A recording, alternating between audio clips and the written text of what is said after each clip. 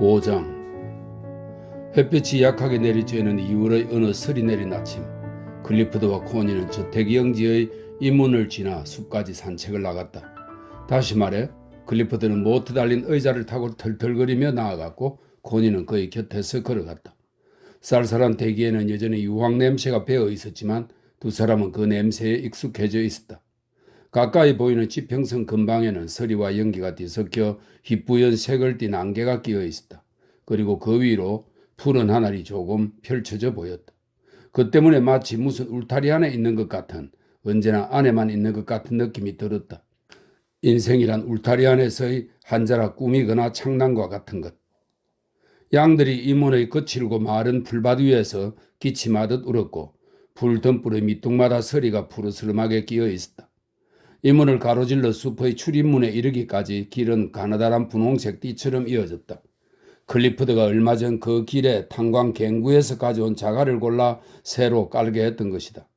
땅 속에서 나온 바위와 잡석들은 불에 타 유황 성분이 다 없어지고 나면 밝은 분홍빛이 되었는데, 건조한 날에는 새우빛깔을 띠고 비가 오는 날에는 좀 짙어져 꽃게 색깔을 띠었다. 그런 자갈들이 깔려있는 길은 지금 파르스름하니 하얀 서리가 덮인 채 연한 새우빛을 띠고 있었다. 코니는 늘 잘 골라서 깔아놓은 발밑에 이 밝은 분홍빛 자갈길이 마음에 들었다. 한 사람에게는 쓸모없는 것이 다른 사람에겐 유익한 것일 수 있는 법이다. 클리프드는 저택에서부터 언덕의 비탈을 따라 조심스럽게 운전해 내려갔으며 코니는 그 모터 의자를 손으로 계속 잡고 있었다. 앞쪽으로 숲이 펼쳐져 있었는데 가까이는 개암나무 숲이었고 그 너머로는 빽빽이 우거진 자줏빛 참나무 숲이었다. 숲 가장자리에서 토끼들이 쫑긋거리며 나와 풀을 뜯어먹고 있었다. 때 까마귀들이 갑자기 열을 지어 검게 날아오르더니 좁다란 하늘 너머로 길게 뻗어나가며 사라졌다. 코니가 숲의 출입문을 열었고 클리퍼드는 천천히 털털거리며 이를 지나 늘따란 승마용 길로 나아갔는데 그 길은 깨끗하게 가지치기가 된 개암나무 숲 사이로 비탈져 올라가는 길이었다. 이 숲은 그 옛날 로빈 후드가 사냥했던 더 넓은 삼림 중에 아직 남아있는 부분으로 이 길도 옛날에 고장을 가로질러 지나가는 중심도로였던 아주 오래된 길이었다. 그러나 물론 지금은 개인 소유의 숲을 통과하는 승마용 길에 불과했다. 길은 맨스필드 쪽으로 붙어 이어져 와서는 북쪽으로 휘어져 돌아갔다. 숲속에서는 모든 것이 쥐죽은 듯 조용했다. 땅 위 오래된 낙엽들 아래에는 서리가 그대로 덮여 있었다. 어치 한 마리가 거슬르는 목소리로 울어대자 많은 작은 새들이 바닥거리며 날아올랐다. 그러나 사냥감 새는 하나도 없었다. 꿩도 없었다. 전쟁 동안에 다 죽어 없어진 데다가 숲도 클리퍼드가 전쟁 터지기를 다시 뚫 때까지 아무렇게나 방치되어 있었기 때문이다. 클리퍼드는 이 숲을 좋아했다. 그는 오래된 참나무들을 좋아했다. 그에게 이 나무들은 대를 이어 자신의 것으로 전해 내려온 것처럼 느껴졌다. 그는 이 나무들을 보호하고 싶었다. 그는 이곳을 세상으로부터 격리시켜 침범당하지 않게 하고 싶었다. 모터 의자는 얼어붙은 흙덩이 위로 흔들거리고 들컹대면서 비탈을 천천히 털털거리며 올라갔다.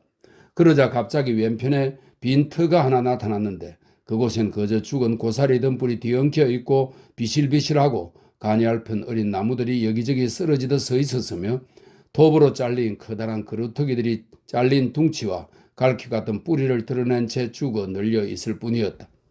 그리고 나무꾼들이 잔 나뭇가지나 잡목 부스러기를 태운 자국이 시커멓게 몇 군데 보일 뿐이었다. 이곳은 바로 제프리 경이 전쟁 동안에 참호용 목재를 베어내던 곳 중 하나였다. 승마용 길 오른쪽으로 완만히 올라간 언덕 전체는 벌거숭이가 된 채 기이하게 황폐한 모습이었다. 전에 참나무들이 서 있던 언덕 꼭대기에는 이제 헐벗은 자리만 남았다. 그리고 그곳에서부터 저쪽 편 나무들 너머로는 탄광의 철로와 스택스 게이트의 새 공장들이 바라다 보였다. 코니는 전에 이곳에서 서 그쪽을 바라본 적이 있었는데 그곳은 완전히 격리된 숲속에 나 있는 하나의 틈이었다. 그것은 바깥 세상이 들어오는 틈새였다. 그러나 그녀는 이것을 클리퍼드에게 말하지는 않았다. 이 벌거벗은 장소는 언제나 묘하게도 클리퍼드의 화를 돋웠다. 그는 전쟁을 겪었고 전쟁이 무엇을 의미하는지 분명히 알고 있었다. 그러나 그가 정말로 화가 난 것은 바로 이 헐벗은 언덕을 보고 난 다음이었다. 그는 그곳에 다시 나무를 심도록 하는 중이었다. 하지만 그 때문에 제프리 경을 미워하게 되었다. 클리프드는 모터 의자가 느리느리 올라가고 있는 동안 굳어진 얼굴로 앉아 있었다. 오르막 꼭대기에 이르렀을 때 그는 의자를 멈춰 세웠다. 몹시 덜컹거리는 긴 내리막 비탈길까지 가볼 마음은 나지 않았다. 그는 휘어져 내려간 승마로의 초록빛 감도는 내리막길을 바라보면서 앉아 있었다. 고사리 등불과 참나무들 사이로 뚜렷하게 난 길이었다.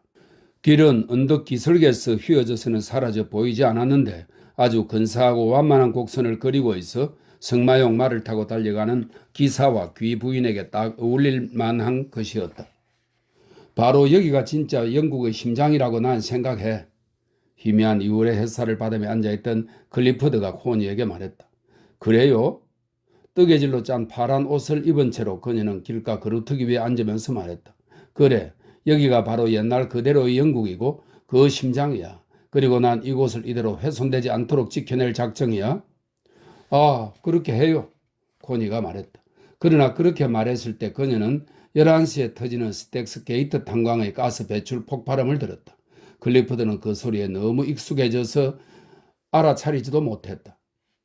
나는 이 숲을 완전하게 이대로 아무도 손대지 못하게 보존하고 싶어. 어느 누구도 이 숲에 침입하지 못하게 하고 싶어. 클리프드가 말했다. 그 말에는 어떤 비감 같은 것이 서려 있었다. 이 숲에는 옛 영국의 원시적인 신비가 아직 일부 남아 있었다. 그러나 전쟁 기간 동안 제프리 경이 나무를 베어버린 탓에 훼손된 곳이 있었다. 나무들은 얼마나 고요하게 서 있는가. 구부러지고 얽힌 수많은 장가지를 하늘로 뻗은 채 오랜 풍상을 견뎌낸 회색의 완고한 줄기는 갈색의 고사리 덤불 사이로 우뚝 솟아 있었다. 그 나무들 사이로 새들은 또 얼마나 안전하게 날아다니고 있는가. 게다가 한때는 사슴과 활 쏘는 사냥꾼이 있었고 수도승들이 나귀를 타고 지나다니기도 했던 곳이다. 숲은 이를 기억하고 있었다. 아직도 기억하고 있었다. 클리프드는 창백한 햇살을 받으며 앉아 있었는데 햇빛이 금발에 가까운 그의 부드러운 머리칼을 비추었고 발그레한 그의 둥근 얼굴은 알 수 없는 표정을 띠고 있었다. 여기 오면 다른 어느 때보다도 더욱 아들이 없다는 것이 마음에 걸리곤 해. 그가 말했다. 하지만 이 숲은 당신 가문보다 더 오래되었잖아요. 코니가 상냥하게 말했다. 사실 그랬다. 채틀리 집안은 라그비에서 겨우 200년밖에 살지 않았던 것이다. 맞아. 클리프드가 말했다. 하지만 우리는 이 숲을 보존해왔어. 우리가 없으면 이 숲은 없어지고 말 거야. 숲의 나머지 다른 부분과 마찬가지로 벌써 사라져버리고 말았을 거야. 옛 영국의 일부를 우리가 보존하지 않으면 안 돼. 보존하지 않으면 안 된다고요? 코니가 말했다. 그것이 보존되어야만 하는, 그것도 새로운 영국에 맞서서 보존되어야만 하는 상황이라 이 말이죠. 슬픈 일이군요. 옛 영국의 일부가 보존되지 않는다면 진정한 영국은 완전히 사라지고 말 거야. 클리프드가 말했다. 그러니 옛 영국에 대한 애정이 있고 또 이런 숲을 소유하고 있는 바로 우리 같은 사람들이 그것을 보존해야만 하는 것이야. 슬픈 침묵이 잠시 흘렀다. 그래요. 얼마 동안만이라도요? 코니가 말했다. 그래. 얼마 동안만이라도 말이야. 우리가 할 수 있는 것은 그게 전부지. 우리는 자신이 맡은 역할만을 다 할 수 있을 뿐이야. 우리가 이곳을 소유하게 된 이래로 우리 집안의 남자는 각자의 맡은 바 본분을 모두 완수해 왔다고 난 생각해. 관습은 거역할 수 있겠지만 전통만은 지켜서 전해야 하는 법이지. 다시 침묵이 흘렀다. 어떤 전통 말인데요? 코니가 물었다. 그야 영국의 전통이지. 이곳의 전통 말이야? 아, 네. 그녀는 느린 목소리로 말했다. 아들이라도 하나 있는 게 도움이 되는 이유는 바로 그거야. 우리 각각은 연쇄 사슬의 고리 하나에 불과할 뿐이니까. 그는 말했다. 코니는 연쇄 사슬 같은 것에 별로 가치를 두지 않았지만 아무 말도 하지 않았다. 그녀는 아들을 원하는 그 욕구가 묘하게 비개인적인 성격을 띠고 있는 것에 대해 생각하고 있었다. 우리가 아들을 가질 수 없어 마음이 아파요. 그녀는 말했다. 그는 담청색의 커다란 눈으로 그녀를 빤히 쳐다보았다. 당신이 다른 남자에게서 자식을 낳는 것도 뭐 괜찮은 일일 거야. 그는 말했다. 우리가 그 애를 라그비에서 기른다면 그 애는 우리 자식이 될 거고 이곳 우리 집안의 아이가 될 거야. 친부의 혈통이란 것을 난 별로 믿지 않아. 우리가 기른 자식이라면 그 애는 우리 자식이 될 것이고 우리 집안을 이어가게 될 거야. 한번 고려해 볼 만하다고 생각하지 않아? 코니는 마침내 그를 쳐다보았다. 자식이, 그녀가 낳을 자식이 그에게 그저 물건 같은 그 애에 불과했다. 그 애라니. 하지만 상대가 될 그 다른 남자는 어떻게 되는 거죠? 그녀가 물었다. 그게 무슨 큰 문제가 될까? 그런 것들이 정말로 우리 둘에게 아주 깊은 영향을 끼치는 문제일까? 당신한텐 독일의 그 애인이 있었지? 그런데 그게 지금은 뭐지? 아무것도 아닌 거나 마찬가지잖아. 내가 보기에는 우리가 살아가면서 행하는 사소한 행위들이나 맺게 되는 사소한 관계들은 그렇게 중요하지가 않아. 그런 것들은 지나가서 사라지고 마는 것이니 과연 그것들이 지금 다 어디에 있느냐 말이야? 작년에 내린 눈은 다 어디에 있냐고. 일생 동안에 걸쳐 지속되는 것만이 정말 중요한 거야. 가령 내 자신의 인생은 그것이 길게 계속되고 발전해 나간다는 점에서 나에게 중요한 것이 되지. 하지만 이따금 어쩌다 맺는 관계 같은 것이야 무슨 중요성이 있겠어? 어쩌다 맺는 성적 관계 따위는 특히나 더 그렇지. 사람들이 그런 것을 어리석게 과장하지만 않는다면 그런 것은 새들의 짝짓기나 똑같이 그저 지나쳐가고 마는 것일 뿐이야. 또 그래야 마땅한 것이고. 그런 따위가 도대체 무슨 문제가 되느냐 말이야? 정말 중요한 것은 바로 일생 동안의 반려자라는 관계가 아니겠어? 한두 번 동침한 것이 아니라 바로 날마다 함께 살아간다는 사실 말이야. 우리에게 무슨 일이 일어나든 당신과 난 결혼한 부부야. 우린 서로에게 익숙해져 있지. 그런데 익숙해진다는 것은 내 생각엔 말이야. 이따금 흥분을 맛보게 해주는 그 어느 것보다도 더 중요한 생활의 원천이야. 오랜 시일 동안 서서히 지속되어 가는 것. 바로 그런 것이야말로 우리가 의지해 살아가는 것이지. 이따금 맛보는 경련 같은 흥분 따위가 아니란 말이야. 함께 살아가면서 조금씩 두 사람은 일종의 일체를 이루어가고 마침내는 떨어질 수 없게 서로 맞물려 함께 떨며 교감하게 되는 거지. 결혼의 진정한 비밀은 섹스가 아니라 바로 거기에 있는 거야. 적어도 단순한 섹스의 기능에 있는 것만은 절대 아니지. 당신과 나는 결혼으로 함께 짜여져 있어. 이것을 받아들이고 따른다면 우리는 이 섹스 문제를 해결해 처리할 수 있어야 해. 마치 치과 의사한테 가는 일을 처리하듯이 말이야. 우리는 이 문제에서 육체적으로 달리 어쩔 도리가 없는 운명에 처해 있으니까. 코니는 일종의 놀람과 두려움에 사로잡힌 채 가만히 앉아 듣고 있었다. 그의 말이 옳은지 그른지 그녀는 판단할 수 없었다. 마이클리스가 있고 나는 그를 사랑해. 그렇게 그녀는 마음속으로 혼자 말했다.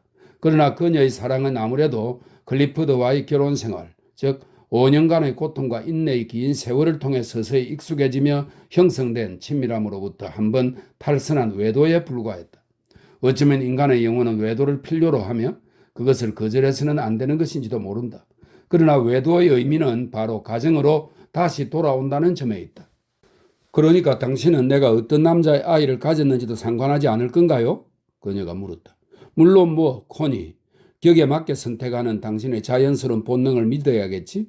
당신은 당연히 아무 남자나 자기 몸에 손대도록 하지는 않을 테니까 말이야. 그녀가 생각하고 있는 남자는 바로 마이클리스인데 그는 클리프드가 생각하는 그 아무 남자에 꼭 해당하는 사람이었던 것이다.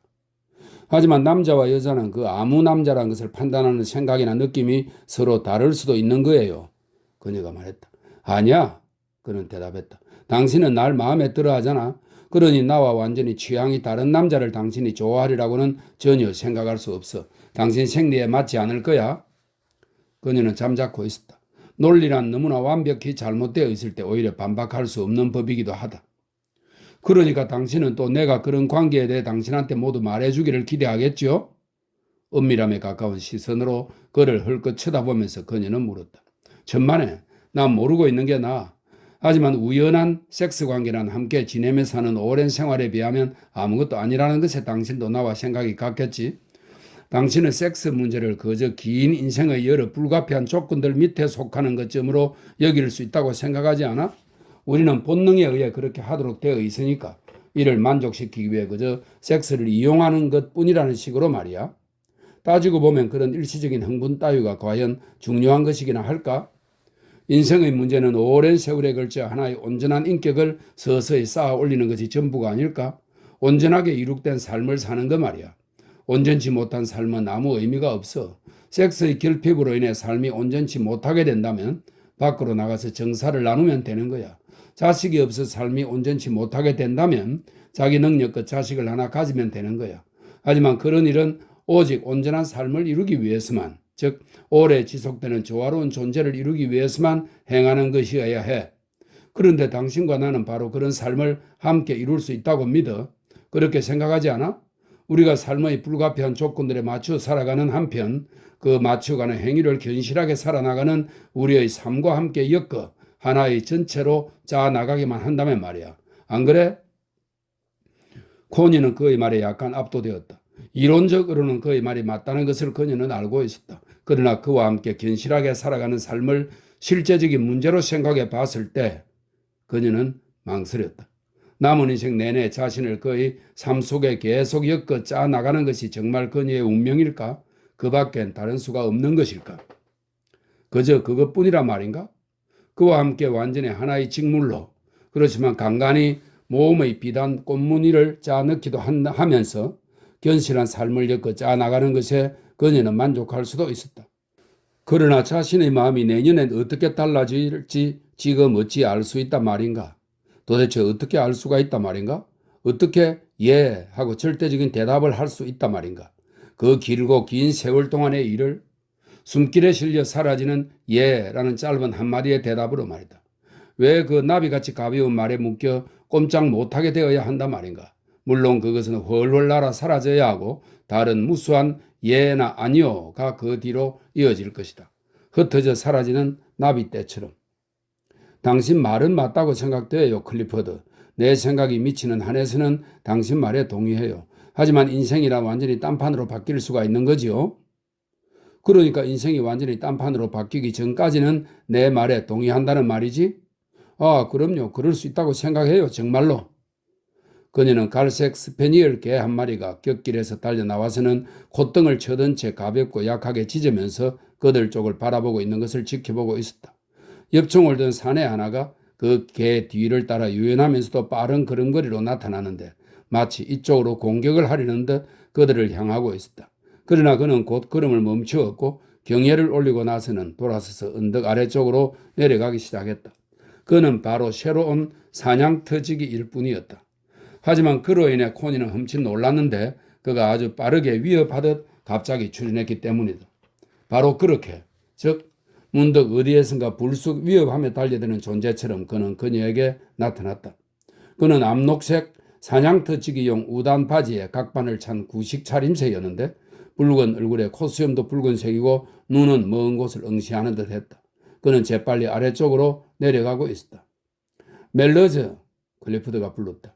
그 사내는 민첩하게 뒤돌아서더니 재빠른 동작으로 경계를 살짝 올려붙였다. 영락없는 군인이었다. 이 의자를 돌려놓고 좀 밀어 움직여 주겠나? 그러면 훨씬 수월해질 테니까 말일세. 클리프드가 말했다. 사내는 즉시 엽총을 어깨에 둘러매더니 앞으로 다가왔는데 그 묘하게 재빠르면서도 유연한 동작은 마치 몸을 계속 숨긴 채 움직이기라도 하는 것 같았다. 그는 적당히 키가 크고 날씬한 편이었으며 말이 없는 사람이었다. 그는 코니 쪽에는 전혀 눈길을 주지 않은 채 오직 모터 의자만 바라보았다. 여보, 코니, 이 사람은 새로운 사냥터지기 멜러즈야. 자넨 아직 마님께 인사 올리지 않았지, 멜러즈? 예, 나리. 덤덤하고 감정 없는 목소리의 대답이 곧장 나왔다. 사내는 선체로 모자를 들어올리며 인사를 했는데 숱이 많고 금발에 가까운 머리칼이 드러나 보였다. 모자를 벗은 그의 얼굴은 잘생긴 편이었다. 그는 코니의 눈을 똑바로 들여다보았는데 두려워하는 기색이 전혀 없고 개인적 감정은 조금도 담기지 않은 채 완전하게 응시하는 표정은 마치 그녀가 어떤 사람인지 알아보고 싶어하는 듯 했다. 그녀는 그로 인해 수줍음을 느꼈다. 그녀는 수줍어하며 그에게 고개를 숙여 보였고 그러자 그는 모자를 왼손에 바꿔 들고는 신사처럼 가볍게 몸을 굽혀 인사를 했다. 하지만 아무 말도 하지 않았다. 모자를 손에 든 채 그는 잠시 가만히 서 있었다. 하지만 당신이 이곳에 온 지는 제법 됐지요? 코니가 그에게 물었다. 8달째 됩니다, 부인. 아니, 마님. 그는 침착하게 고쳐 말했다. 일이 마음에 드나요? 그녀는 그의 눈을 바라보며 말했다. 그의 눈길이 약간 가늘어졌는데 빈정거리는 태도로 보이기도 하고 또 건방지게도 보였다. 아, 덕분에요. 감사합니다, 마님. 전 이곳에서 자랐답니다. 그는 다시 한번 가볍게 몸을 굽혀 인사를 하더니 돌아서서 모자를 쓰고는 성큼성큼 걸어가 모터 의자를 잡았다. 마지막 몇 마디를 말할 때 그의 목소리는 묵직하고 길게 끌리는 그 지방의 순 사투리조로 바뀌었는데 조롱기를 담고 있는 것처럼 들리기도 했다. 바로 직전까지는 사투리 느낌이 전혀 없었기 때문이다. 그의 은행은 그의 신사라고 할 수 있을 만했다. 어쨌든 그는 묘하고 재빠르며 남과 어울리지 않는 사람으로 늘 혼자서 행동하지만 자신감이 강한 사내였다. 클리프드가 그 조그만 엔진에 시동을 걸자 그 사내는 조심스럽게 모터 의자의 방향을 돌려서는 우거진 개암나무 숲을 쪽으로 부드럽게 휘어져 내려간 비탈길을 향해 앞부분을 똑바로 돌려놓았다. 자, 이제 되셨는지요, 클리프드 경? 사내가 물었다. 아닐세, 이게 가다가 훅 멈춰버릴지도 모르니 자네가 함께 따라오는 것이 좋겠네. 저쪽 오두막길을 가기엔 엔진 힘이 아무래도 충분하지가 못한 것 같아. 사내는 시선을 돌려 개가 있는 쪽을 헐끗 바라보았다. 재빠르면서도 사려 깊은 시선이었다. 스페니얼 개는 그를 쳐다보고는 살짝 꼬리를 흔들어 보였다. 그녀를 조롱하는 듯도 하고 놀리는 듯도 한, 그러면서도 부드러운 미소가 그의 눈가에 한순간 살짝 어리는가 싶더니 이내 사라졌고 곧 그의 얼굴은 무표정해졌다. 세 사람은 상당히 빠른 속도로 비탈길을 내려갔는데 사내는 모터 의자가 흔들리지 않도록 줄곧 가로 버팀대를 손으로 잡고 있었다. 그는 고용인이라기보다는 자유로운 군인처럼 보였다. 그리고 그에겐 코니로 하여금 토미 듀커스를 떠올리게 하는 무언가가 있었다. 개암나무 숲에 이르렀을 때 코니는 갑자기 앞으로 달려나가서 이 문으로 통하는 출입문을 열었다. 그녀가 문을 잡고 서 있는 동안 두 남자는 그녀를 쳐다보면서 지나갔다. 클리프드는 비난하는 시선이었고 다른 남자는 묘하고 차분한 놀라움을 담은 시선이었다. 아무런 개인적 감정도 담지 않은 채 그저 그녀가 어떤 사람인지 알고 싶어하는 듯한 시선이었다. 그런데 그녀는 개인적 감정이 없는 그의 파란 눈 속에서 고통과 고립의 표정을, 그러나 어떤 따스함을 읽었다. 하지만 그는 왜 그토록 사람들과 거리를 둔 채 따로 떨어져 지내는 것일까? 클리프드는 출입문을 다 지나자 모터 의자를 멈춰 세웠다. 그러자 사내는 공손하게 재빨리 돌아가서는 문을 닫았다. 뭐하러 당신이 달려가서 문을 열었어? 조용하고 차분한 목소리로 언짢은 기분을 드러내며 클리프드가 물었다. 멜러즈가 했을 텐데 말이야. 당신이 계속 곧장 갈 줄 알았어요. 코니가 대답했다. 당신이 뒤에서 쫓아 달려오게끔 내버려 두고 말이야. 클리프드가 말했다. 글쎄요, 이따금 달려보고 싶을 때도 있으니까요. 멜러즈가 돌아와 모터 의자를 다시 붙잡았는데 전혀 아무 것에도 신경 쓰지 않는 얼굴이었다. 하지만 코니는 그가 모든 것을 다 알아채고 있다고 느꼈다. 이문의 가파른 오르막 언덕을 따라 모터 의자를 밀어 올리면서 그는 입을 벌리고 다소 가쁘게 숨을 쉬었다. 그는 사실 좀 허약한 편이었다. 생명력이 묘하게 가득 차 있으면서도 약간 허약하고 기가 짓눌려 있는 것이다. 코니는 여자의 본능으로 그것을 감지했다. 코니는 뒤에 쳐져서 모터 의자를 먼저 가게 했다. 날은 흐려져 온통 잿빛이었다. 안개에 둘러싸인 틈으로 나직하고 둥그렇게 드리워져 있던 파란 하늘은 뚜껑에 덮인 덕구름에 가려 다시금 보이지 않았고 쌀쌀한 냉기가 감돌았다. 눈이 내릴 것 같았다. 천지가 온통 잿빛이었다. 세상은 낡아 빠지고 지겨워 보였다. 모터 의자는 분홍빛 자갈길 끝에서 기다리고 있었다. 클리프드는 코니를 돌아다 보았다. 피곤한 건 아니겠지? 그가 물었다. 아니에요. 그녀는 말했다. 그러나 사실은 피곤했다. 이상하고 지치게 하는 갈망이, 어떤 불만족이 그녀의 마음에 쌓이기 시작했던 것이다. 클리프드는 눈치채지 못했다. 그런 것들은 그가 의식할 수 있는 것들이 아니었다. 그러나 그 낯선 사내는 알고 있었다.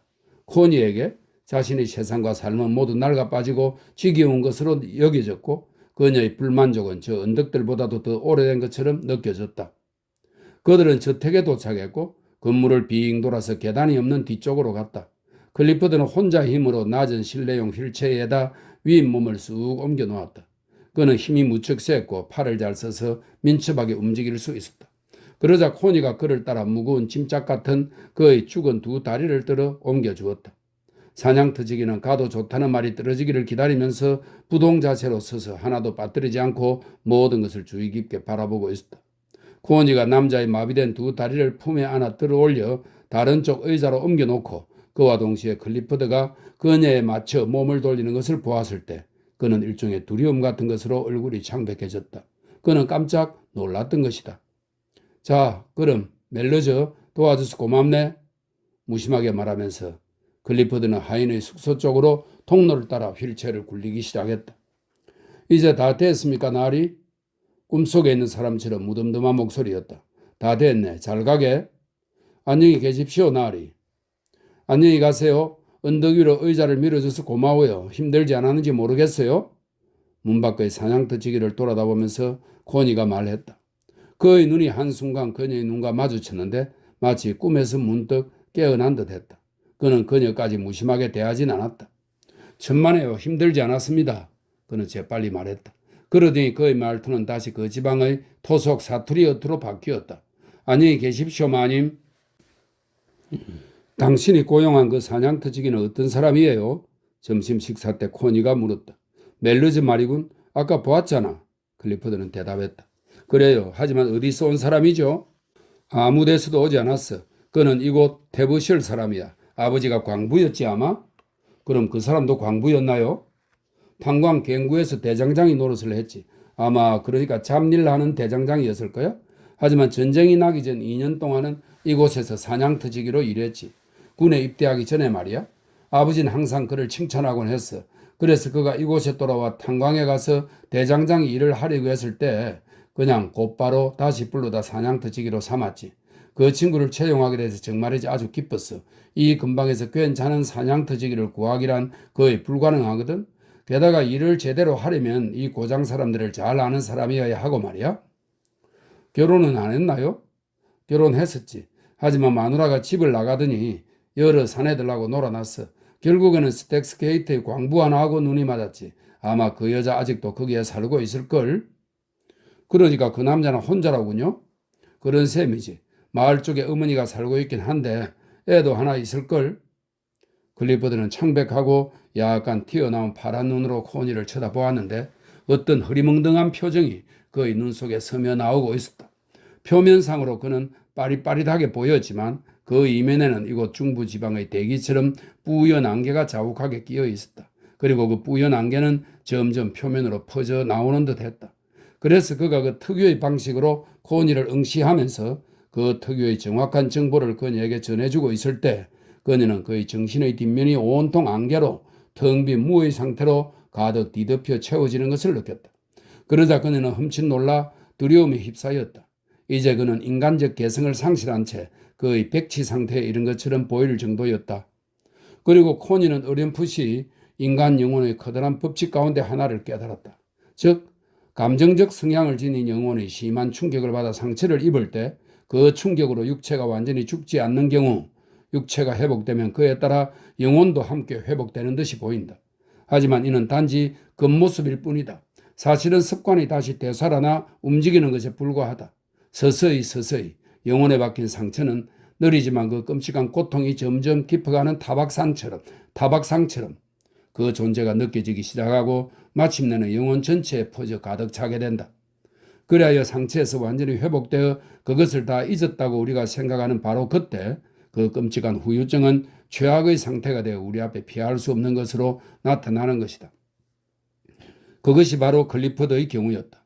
일단 몸이 좋아지고 라그비에 돌아와 소설을 쓰면서 그 모든 것에도 불구하고 삶에 대한 확신을 갖게 되었을 때 그는 다 잊고 완전히 평정을 되찾은 것처럼 보였다.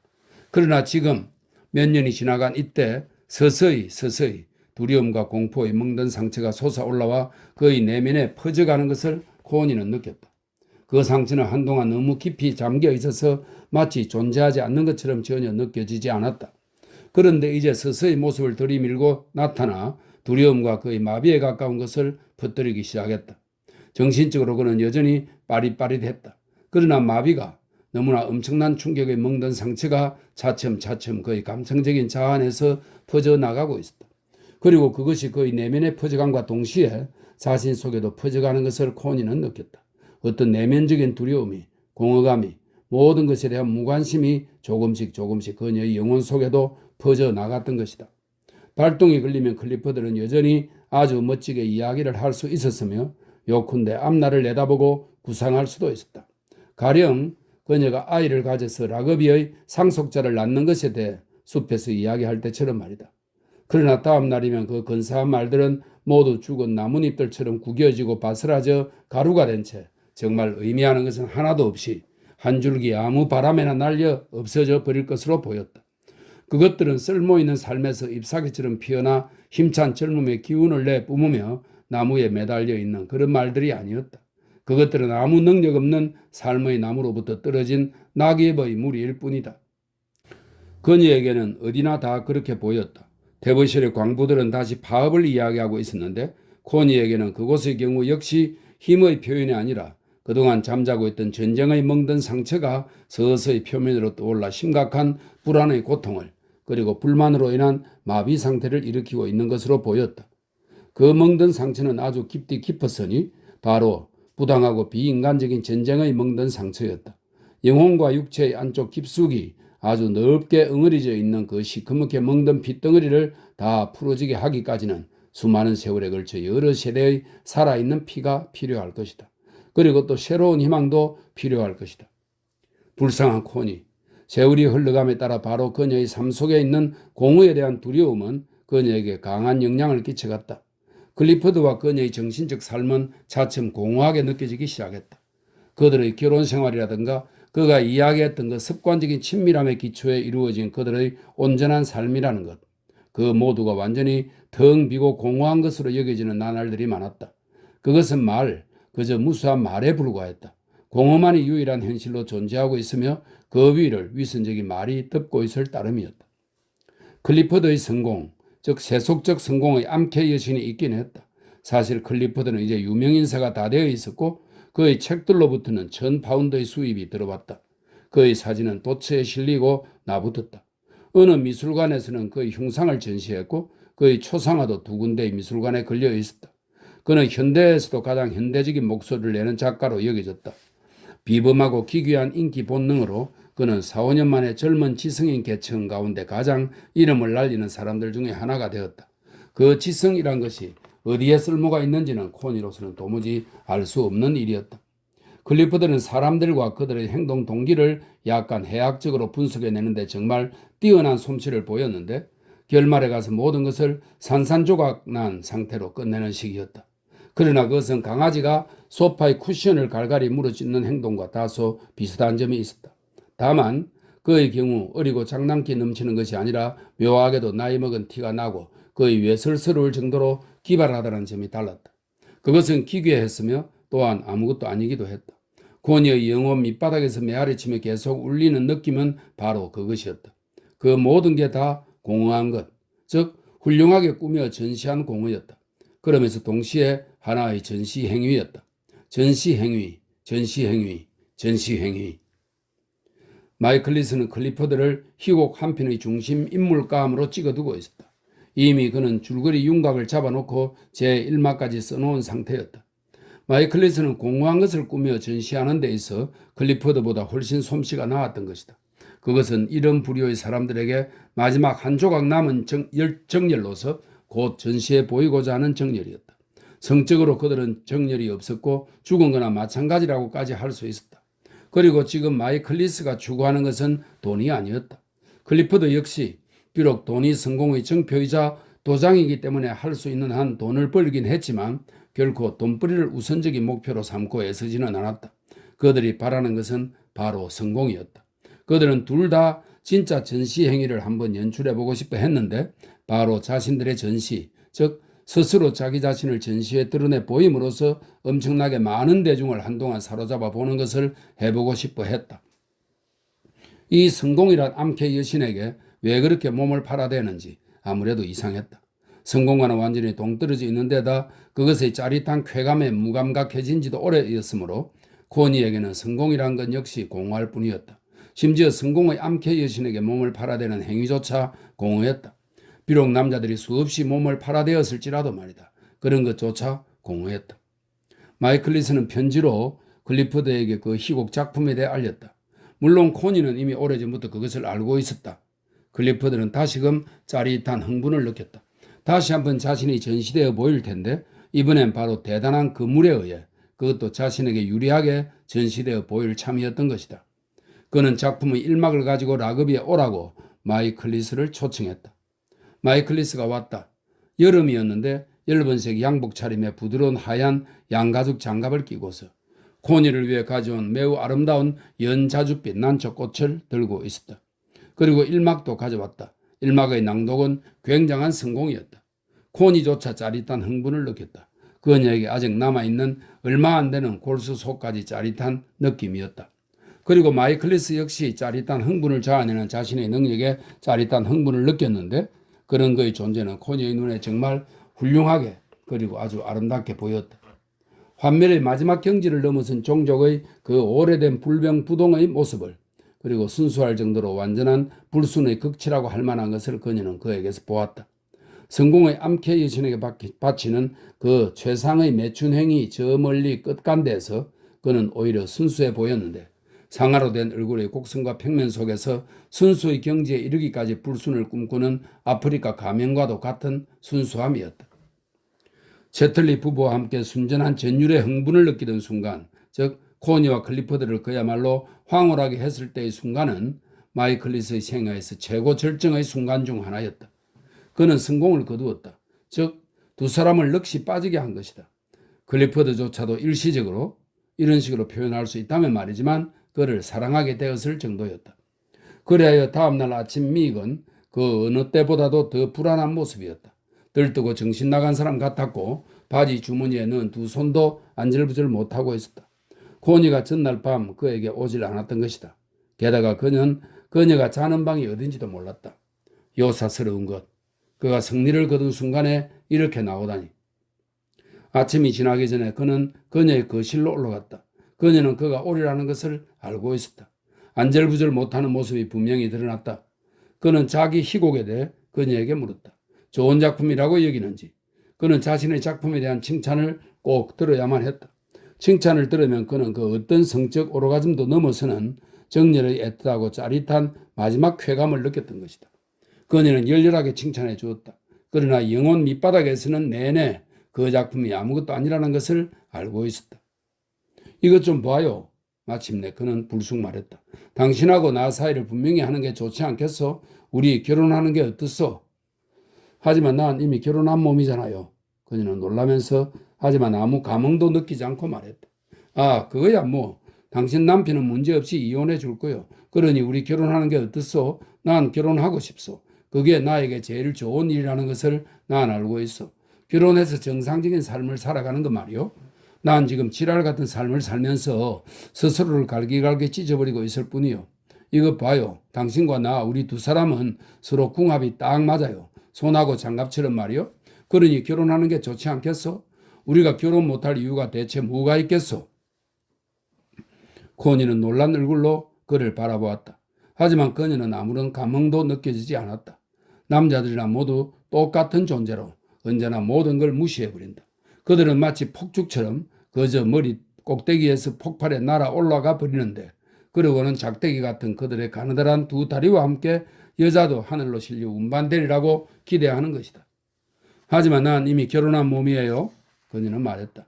당신도 알다시피 난 클리퍼드를 떠날 수 없어요.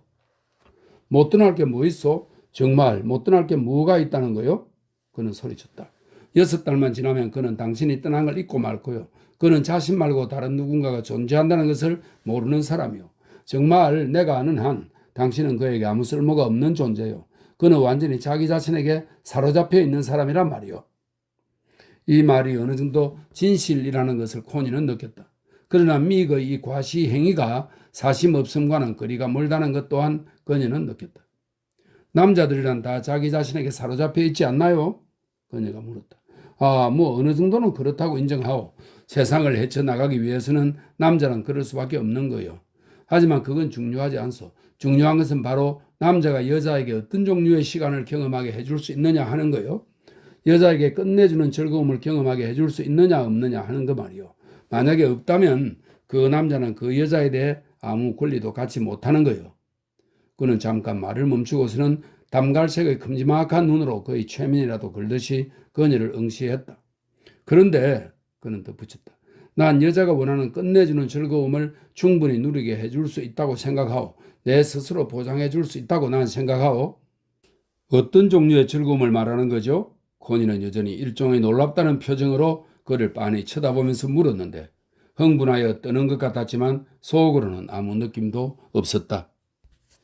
온갖 종류의 즐거움을 말하는 거요. 젠장. 온갖 종류로 말이요. 옷, 가능한 한도까지의 보석, 어디든 당신 마음에 드는 나이트클럽, 만나서 알고 싶은 사람은 누구든지 만나고 마음껏 하고 싶은 걸 하며 살고 여행을 다니고 어딜 가든 대접받는 사람이 되고 젠장 온갖 종류의 즐거움을 몽땅 다 누리게 해주겠소. 그는 그의 찬란한 승리감에 도취되어 말했다. 그리고 코니는 눈이 부시어 멍해진 듯 그를 바라보았는데 사실은 아무런 감흥도 느껴지지 않았다. 그가 그녀에게 제시한 그 빛나는 앞날의 전망은 그녀 마음의 표면조차도 거의 간지리지 못했다. 다른 때라면 짜릿하게 흥분하며 떨었을 그녀의 자아 가장 바깥 부분조차도 반응이 거의 없었다. 그녀는 그저 그의 말에서 아무런 감흥도 받지 못할 뿐이었다. 그녀는 폭발에 날아오를 수가 없는 것이다. 그녀는 그저 앉아서 빤히 쳐다보며 어리벙벙한 표정을 짓고 있을 뿐 어떤 감정도 느끼지 못했다. 그저 어디선가 풍겨나오는 암캐 여신의 지독하게 불쾌한 냄새를 역겨워하며 맡고 있을 뿐이었다. 미익은 애가 타는 듯 몸을 앞으로 기울인 채 의자에 앉아서는 그의 병적인 흥분 상태로 그녀를 노려보고 있었다. 그런데 그녀가 예라고 대답하기를 허영심에서 간절히 바라고 있는 것인지 아니면 그녀가 예라고 대답할까봐 두려워서 공포에 사로잡혀 있는 것인지 누가 알 수 있으랴. 좀 생각해 봐야겠어요? 코니가 말했다. 지금 당장은 대답할 수가 없어요. 당신은 클리퍼드가 별로 문제가 안 되는 듯 보일지 모르지만 그렇지가 않아요. 그이가 얼마나 몸이 불편한지 생각해 본다면 젠장 어떤 작자가 자신이 불구자라는 것을 들먹이며 내세운다면 나도 내가 지금 얼마나 외롭고 또 늘 얼마나 외로웠는가부터 시작해서 질질 짜는 헛소리 같은 넋두리를 한없이 널어놓을 수 있을 거요. 젠장 자기를 내세울 구실이 불구라는 것밖에 없는 작자라면 그는 얼굴을 돌리고는 바지 주머니에 두 손을 넣고 격렬하게 움직였다. 그날 저녁에 그는 코니에게 물었다. 오늘 밤엔 내 방에 올 거죠? 당신 방이 도대체 어딘지 난 모르니까 말이요. 좋아요. 그녀는 말했다. 그날 밤 그는 다른 때보다 더 흥분한 연인의 모습을 보였는데 조그만 소년같이 여린 나체를 한 채 조그만 소년 같은 이상한 흥분에 사로잡혀 있었다. 코니는 그의 절정이 완전히 끝나기 전에는 자신이 절정에 이르기가 불가능하다는 것을 알았다. 절정이 끝나고 나서야 그는 작은 소년 같은 나체와 부드러움으로 그녀에게 애타는 그의 열정을 불러일으켰다. 그래서 그가 끝난 뒤 그녀는 거친 격정에 사로잡혀 허리를 들어올리며 행위를 계속해야 했으며 그동안 그는 자신의 의지력과 헌신의 마음을 다해 영웅적으로 버티면서 그녀 안에 남아서는 그녀가 야릇한 비명을 나직하게 지르며 격렬한 절정에 이르는 순간까지 기다려 주었다. 마침내 그녀에게서 몸을 떼어 놓았을 때 그는 신랄하고 거의 비웃어대는 듯한 작은 목소리로 말했다. 당신은 남자와 똑같은 순간엔 절정을 맛볼 수가 없는 모양이고 그래? 그러니까 당신 스스로 절정에 이르러야만 하겠다. 이거로군 주도권을 잡아야겠다는 것이고 말이야. 그 순간 이 짧은 말은 그녀의 일생에서 가장 큰 충격 중의 하나였다. 왜냐하면 그렇게 수동적으로 자기 몸을 맡기는 것이 그에게는 유일한 선교 방식임이 너무도 분명했기 때문이다. 무슨 말이죠? 그녀는 물었다. 무슨 말인지 알잖소. 당신은 내가 절정에 이른 뒤에도 한참이나 행위를 계속하고 난 당신이 혼자 흔들며 힘을 써서 절정에 오를 때까지 이를 악물고 버티고 있어야 하잖소. 말로 표현할 수 없는 일종의 만족감에다가 그에 대해 사랑 비슷한 감정까지 느끼며 뜨겁게 타오르고 있던 그 순간 이 뜻밖의 잔인한 말을 듣고 그녀는 놀라움으로 정신이 아득해졌다. 왜냐하면 그는 사실 따지고 보면 수많은 현대의 남자들처럼 그의 시작도 하기 전에 끝내버리고 말았기 때문이다. 그리고 바로 그런 까닭에 여자가 그녀처럼 적극적으로 행동할 수밖에 없었던 것이다. 하지만 내가 계속 행위를 해서 만족을 얻는 것은 당신도 바라는 바잖아요? 그녀가 말했다. 그는 피식 공허한 웃음을 터뜨렸다. 내가 바라는 바라고? 그가 말했다. 참 좋겠군. 당신이 날 가지고 뭉개는 동안 이를 악물고 버티며 매달리는 걸 내가 바란다니. 하지만 정말 그렇지 않아요? 그녀는 고집했다. 그는 질문에 대한 대답을 회피했다. 피를 여자들이란 다 이렇다니까? 그는 말했다.